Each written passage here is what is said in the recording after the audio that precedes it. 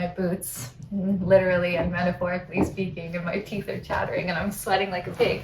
But I am happy to be here, but my body is really scared.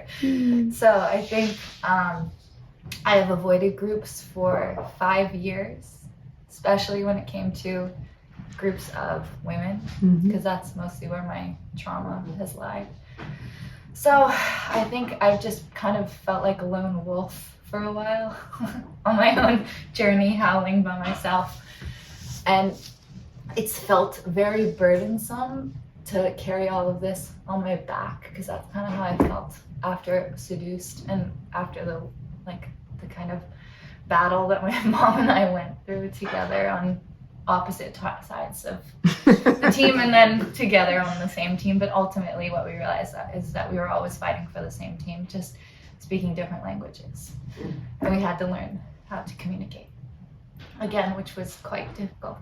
So I think I just didn't expect how difficult it would be. And I think when I got out, I thought my life was just gonna come back to normal, and it didn't, and it just got worse and worse and worse.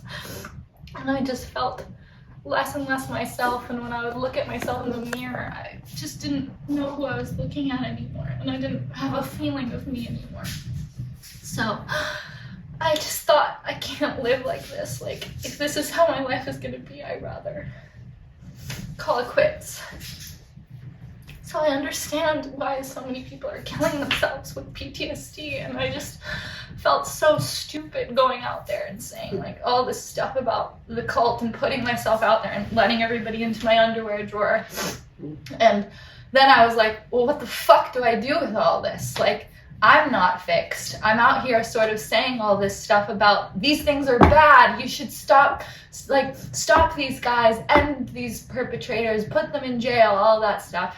And then there's nothing else. So it's like people would come to me and they'd say, oh, you're free, or he's in prison, don't you feel better? And I'd say, no, I don't really. But I'd lie and I'd say, yeah, it's great. All things are great. But that's a lie. So I think what has driven me is that I am like fixated on solving this problem for myself. And in doing so, I think I've also kind of brought along some other people who are equally as passionate when it comes to healing and recovery, and also just truth seeking in general.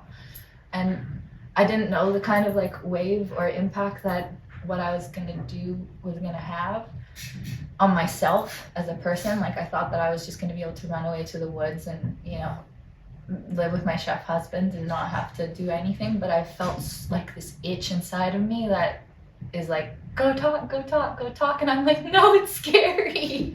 I don't want to. But it's like this push and this pull of wanting to do something, wanting to be active, but also knowing that like it really does start with me.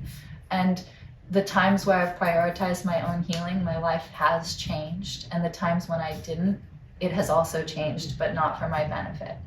So I think this is the first time that I actually feel like I'm actively participating in my healing and going directly into like my most scary sore spot, but amongst people that I trust. So it's like, I'm really excited, but also really scared, but I trust the medicine, and I trust myself, and I trust my mom.